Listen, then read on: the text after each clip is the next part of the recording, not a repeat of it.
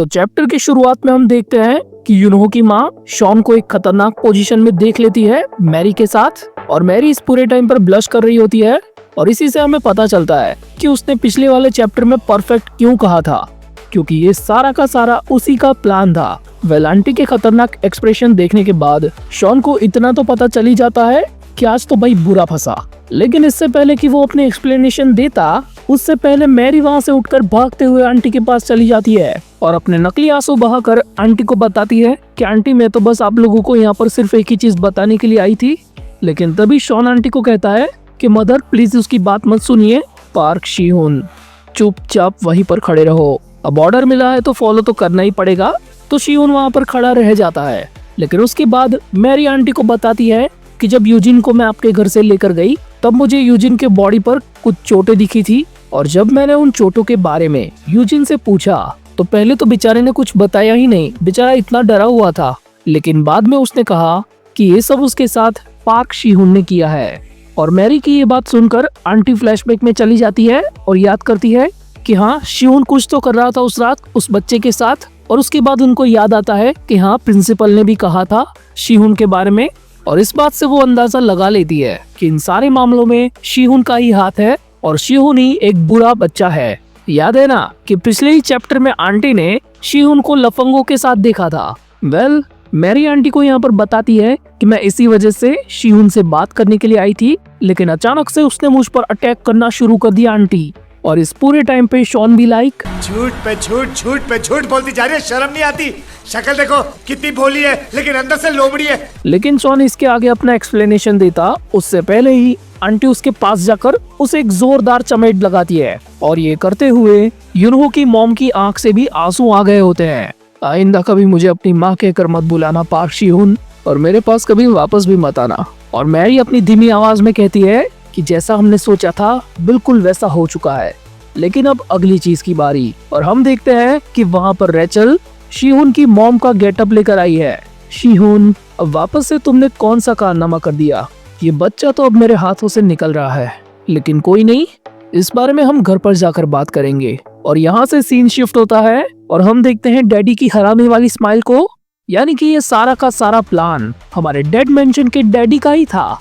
Well, plan successfully complete हो चुका है और इन सारी चीजों की अपडेट डैडी फोन पर ले रहे होते हैं। परम पिता, आखिरकार हमारा ये काम हो गया। मैरी, तुम कितनी खास बच्ची हो तुम नहीं जानती। शुक्रिया तुम्हारा, मुझे डेड मेंशन की स्ट्रेटजी से यही उम्मीद थी। वेल, मैरी डैडी को बताती है कि कोई गल नहीं डैडी, मैं तो बस आपका ऑर्डर ही फॉलो कर रही थी। लेकिन तभी उसे डैडी कहते हैं कि चलो बातें बहुत हो गई, अब जल्दी से जल्दी शॉन को यहाँ पर लेकर आओ। वेल, हम देखते हैं रेचल को जो भर भर के शॉन को तीखा खाना खिला रही है, और शॉन को अब उसका ऑर्डर फॉलो करना ही पड़ेगा, क्योंकि उसकी गार्डियन पेरेंट यानी कि यूनहो की माँ ने उसे खुद से अलग कर दिया है। यानी कि रूल्स के मुताबिक अब शॉन डेड मेंशन की ही जागीर है। और रेचल शॉन को देखते हुए यही सोचती है कि अब ये मेरे ऑर्डर्स मान रहा है, इसका मतलब यही है कि इसकी ओनरशिप वापस से डेड मेंशन में रिटर्न हो चुकी है। और भाई इतना सारा तीखा खाना खा खा कर शॉन का मुंह लाल हो गया है, और वो रेचल से कहता है कि मैं तुमसे भीख मांगता हूँ रेचल, प्लीज मुझे कुछ मीठी चीज दे दो। लेकिन तभी हम देखते हैं कि वो लोग जिस जगह पर रुके हैं वहाँ पर एक इंजर्ड बंदा अपनी एक हाई टेक व्हीलचेयर के साथ एंट्री मारता है, और हम देखते हैं कि ये और कोई नहीं बल्कि जोसेफ का बाप है, जिसको शॉन ने काफी गंदे तरीके से पीटा था। तो तुम पकड़े गए बच्चे, आखिरकार। हाँ, तुम्हें धरने में कुछ हद तक मेरा हाथ है, तुम ऐसा कह सकते हो। और अभी तुम जिस जगह पर रुके हो वो मेरा सबसे महंगा पेंट हाउस है। तो शॉन यहाँ पर इसको पहचान ही नहीं पाता कि आखिर ये है कौन, इतनी सारी पट्टियों में लिपटा हुआ मम्मी जैसा। मैं बिल्कुल ठीक हूँ बच्चे, इतनी ताकत तो है कि तुझे पकड़ने के लिए बहुत सारे पैसे बर्बाद कर लूं। तो शॉन खड़ा होकर इसकी बजाने आ ही रहा होता है, और शॉन को देखकर भाई ये थोड़ा सा डर जाता है कि वापस से मेरी अब लगने वाली है, और इसकी वजह से इसकी नाक से खून भी निकलने लगता है। लेकिन रेचल शॉन को ऑर्डर दे देती है कि रुक जाओ वहीं पर, और वो जोसेफ के बाप को उसी गन दिखाते हुए कहती है कि मुझे पता है कि मैंने तुम्हें पहले ही कहा था कि ये बच्चा हमारी केयर के अंडर रहेगा। लेकिन इतने में ही जोसेफ का बाप डर के मारे बहुत जोर की पलटी मार देता है और यहाँ से निकलने लगता है, और रेचल उसको पीछे से कहती रहती है कि इसके बदले में हम तुमको और तुम्हारे बच्चे को कोई तकलीफ नहीं पहुंचाने देंगे, हमारे बच्चे की तरफ से, तो अपने डील को याद रखियो। लेकिन अपनी नाक पहुंचते हुए वो पीछे पलटकर रेचल से कहता है, मेरा टारगेट सिर्फ ये बच्चा नहीं था। हाँ, बाकी सारी चीजों के साथ तुम्हें जो करना है वो करो, लेकिन एक चीज को हमेशा याद रखना कि तुम्हें डेड मेंशन के किसी भी काम में टांग अड़ाने की जरूरत नहीं है। अब शॉन को इन बातों से थोड़ा थोड़ा अंदाजा लग गया होता है कि भाई कुछ तो गड़बड़ है यहाँ पर। लेकिन तभी यहाँ से सीन शिफ्ट होता है और हम देखते हैं यूनहो की माँ को, जिसकी दुकान पर एक कस्टमर आया है।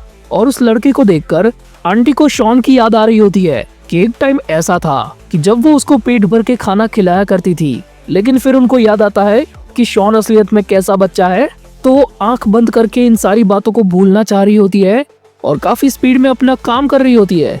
लेकिन तभी वो गलती से अपने आप को ही चाकू से इंजर्ड कर लेती है।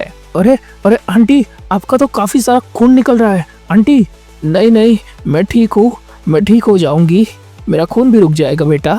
लेकिन हम देखते हैं कि वो बेटा नहीं बल्कि एक भाड़े का टट्टू है, जिसे भेजा है जोसेफ के बाप ने इस बुढ़िया को टपकाने के लिए, और वो आंटी पर अटैक करने ही वाला होता है।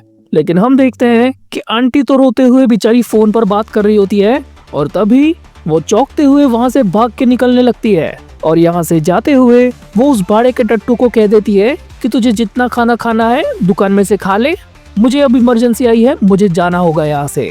यानी कि यूनहो की माँ को फोन आया था हॉस्पिटल की तरफ से कि उनका बेटा धीरे धीरे होश में आ रहा है।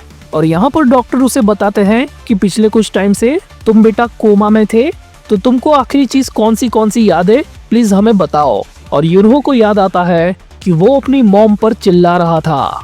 मेरी गलती थी, लेकिन फिर भी मैं माँ पर चिल्ला रहा था, सारी मेरी गलती थी। लेकिन फिर भी उन्होंने ही माफ़ी मांगी। मॉम, आप कहाँ हो, मुझे आपको देखना है मॉम।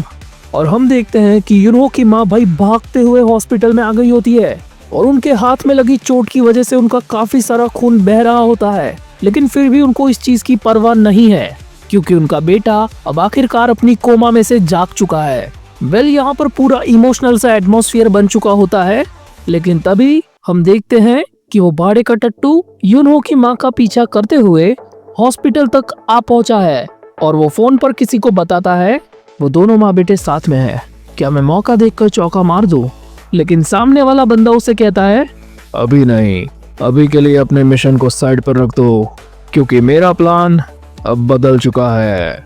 मतलब जोसेफ के बाप ने यहाँ पर कोई कांड कर दिया है, क्योंकि अगले ही सीन में हम देखते हैं कि रेचल पेंट हाउस के अंदर तोड़म फोड़ी कर रही होती है और काफी ज्यादा गुस्से में भी होती है। और वो इसलिए क्योंकि शॉन को किसी ने किडनैप कर लिया है और ये किडनैपर और कोई नहीं बल्कि जोसेफ का बाप ही है। उन माँ बेटे को अभी के लिए जीने दो, क्योंकि मैं अभी किसी और से निपट रहा हूँ। और यहाँ होता है ये चैप्टर खत्म। अगर आपको ये वीडियो पसंद आई और आप इसका अगला वाला पार्ट देखना चाहते हैं तो प्लीज इस वीडियो को लाइक कर दीजिए। दैट्स इट फॉर नाउ, और बहुत ही जल्द मिलते हैं अगली वीडियो में।